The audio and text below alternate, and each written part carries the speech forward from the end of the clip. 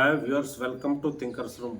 Friends, మా ఐషుకి కుక్క కారణం వల్ల ఇంజెక్షన్ చేయించడానికి గవర్నమెంట్ హాస్పిటల్కి తీసుకెళ్ళనమాట. ఈ రోజుతోటి ఆ కోర్సు పూర్తవుతుంది. ఫ్రెండ్స్, ఇదిగో చూడండి, గవర్నమెంట్ హాస్పిటల్కి వచ్చాం. ఈ కుక్క కాటు గురైన వాళ్ళందరూ కూడా ఇలా వస్తూ ఉంటారు, ప్రతినిత్యం కూడా ఇలా వస్తూ ఉంటారు అన్నమాట హాస్పిటల్కి. ఫ్రెండ్స్, ఈ సందర్భంగా నేను ఈ వీడియో చేయాలనుకుంటున్నాను. ఫ్రెండ్స్, అసలు ఈ కుక్కలు మన దేశంలో ఈ స్ట్రే డాగ్స్ అంటే ఊర కుక్కలు 60 మిలియన్లు ఉన్నాయని ఒక సర్వేలో తేలింది. ఫ్రెండ్స్, 60 మిలియన్ల ఊర కుక్కలకి మన దేశము ఇప్పుడు అన్ని దేశాల కంటే మొట్టమొదటి స్థానంలో ఉంది. అమెరికాలో అయితే యునైటెడ్ స్టేట్స్లో 35 మిలియన్లు కుక్కలు ఉన్నాయి. 35 millions dogs are there in United States. అయితే అవన్నీ కూడా పెట్ డాగ్స్ అన్నమాట. అవన్నీ కూడా పెట్ డాగ్స్. అలాగే తర్వాత స్థానంలో పెట్ డాగ్స్ స్థానంలో బ్రెజిల్ ఉంది. అయితే మన దేశ పరిస్థితి భిన్నంగా ఉంది. ఏంటంటే ఈ 60 మిలియన్లు కూడా స్ట్రే డాగ్స్, ఊర కుక్కలు అనమాట, వీధి కుక్కలు. యథేచ్ఛగా తిరిగేటువంటి వీధి కుక్కలను స్ట్రే డాగ్స్ అంటారు. అయితే ఈ స్ట్రే డాగ్స్ సంఖ్య గణనీయంగా విపరీతంగా రోజు రోజుకి పెరిగిపోతుంది. ఫ్రెండ్స్, అసలు మనిషికి ప్రపంచ మానవాళి చరిత్రలో మొట్టమొదటి మచ్చికైన జంతువు ఏదంటే కుక్క. అయితే కొన్ని వేల సంవత్సరాల క్రితమే కుక్క మనిషికి మచ్చికైంది.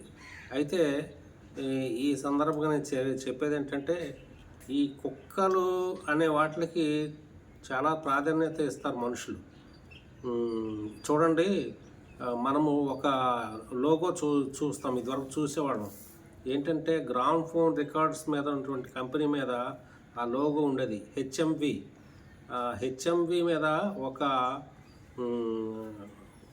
మైక్లో ఒక స్వరం వింటూ ఒక కుక్క విచారంగా ఉన్నట్టుగా ఒక పిక్ మనకి ఇదివరకు చాలా ప్రాచుర్యంలో ఉండేది. అది 1889లో ఫ్రాన్సిస్ బరాడ్ అనేటువంటి ఒక చిత్రకారుడు ఆ చిత్రాన్ని గీశాడు. అయితే ఆ చిత్రాన్ని ఒక గ్రామ్ ఫోన్ కంపెనీ వాడు ఆ ట్రేడ్ మార్క్గా ఆ లోగోను కొనుక్కుని చాలా ప్రాచుర్యం పొందాడు అనమాట. దానికి అతను హెచ్ఎంవి అని పేరు పెట్టాడు. అంటే హిస్ మాస్టర్స్ వాయిస్ అని పేరు పెట్టుకుని చాలా కాలం అది ప్రాచుర్యంలోకి నడిచింది. ఫ్రెండ్స్, ఆ గ్రామ్ ఫోన్ కంపెనీ. ఫ్రెండ్స్, ఈ సందర్భంగా నేను చెప్పేది ఏంటంటే, ఈ వీధి కుక్కలు నానాటికి గణనీయంగా పెరిగిపోతున్నాయి.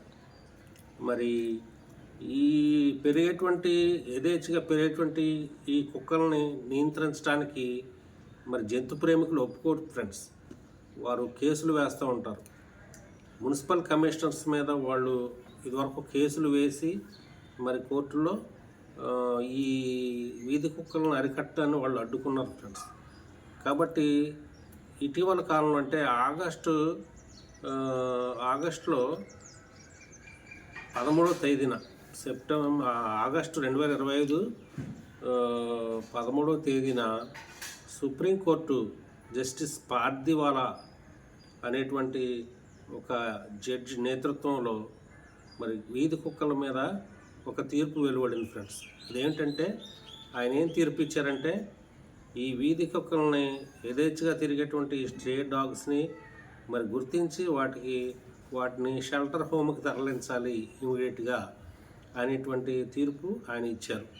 అయితే ఈ తీర్పుపై జంతు ప్రేమికులు ఆందోళన చేయడం, తర్వాత చీఫ్ జస్టిస్ ఆఫ్ సుప్రీంకోర్టు ఏం చేశారంటే, ఆ తీర్పుని మళ్ళీ సమీక్షించవలసిందిగా జస్టిస్ విక్రమ్నాథ్కి బదిలీ చేశారు.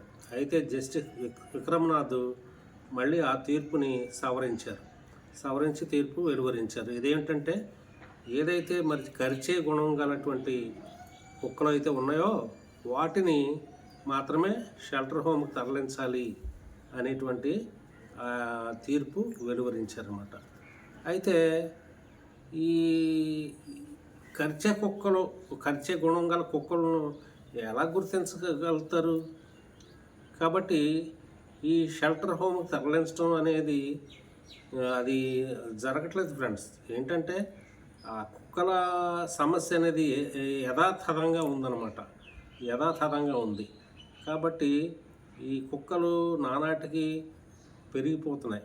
వాటి సంతానోత్పత్తి గణనీయంగా పెరిగింది. ఎందుకంటే ఫ్రెండ్స్ మరి ఒక సీజన్ అంటూ లేదు ఇప్పుడు వాటికి. ఇదివరకు సీజన్ అంటూ ఉండేది, వాటి సంతానోత్పత్తి ఇప్పుడు సీజన్ అంటూ లేదు. యథేచ్ఛగా వాటి సంఖ్య గణనీయంగా పెరిగిపోతున్నాయి. పల్లెలనే కాదు, పట్టణాలనే కాదు, ప్రతి చోట కూడా కుక్కల సమస్య ఒక జటిలమైన సమస్యగా మన భారతదేశంలో ఉందన్నమాట. అయితే మరి ఈ సమస్యకు మనం ఏం చేయాలంటే జంతు ప్రేమికులు ఆలోచించాలి. అసలు ఈ ఒక బ్లూ క్రాస్ అనేటువంటి సంస్థ ఏర్పడింది మన భారతదేశంలో. సుందరం అనే ఆయన బ్లూ క్రాస్ అనే సంస్థను ఏర్పాటు చేశారు. ఎందుకంటే ఆయన ఒకసారి కారు మీద వెళుతూ ఒక చిన్న 2 పప్పీల్ని ఆయన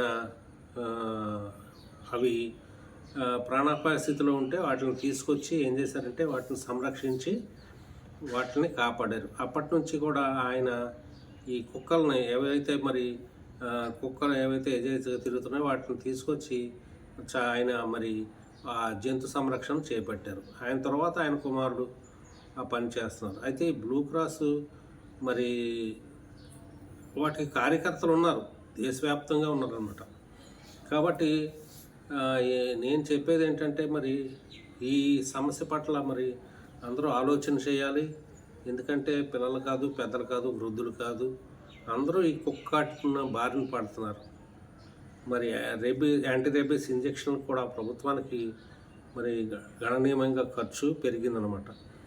కాబట్టి ఏంటంటే ఈ వీధి కుక్కల సమస్య ఏదైతే ఉందో మరి అది పరిష్కరించడానికి అందరూ కూడా కృషి చేయాలి, ప్రజలందరూ కూడా ఆలోచించాలి అనే విధంగా మరి ఆలోచన చేయాలంటే ఈ వీడియో నేను చేస్తాను friends. Thanks for watching this video friends.